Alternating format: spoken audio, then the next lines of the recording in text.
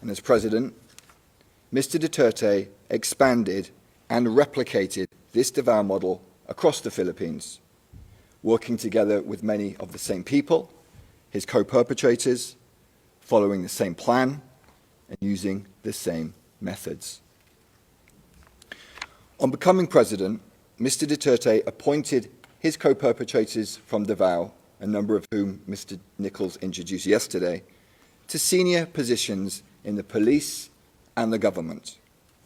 And in these high-level positions, Mr. Duterte and his co-perpetrators had authority over thousands of state personnel, including those that formed the national network that the co-perpetrators used to carry out the charged crimes, as Ms. Croft will shortly describe in more detail.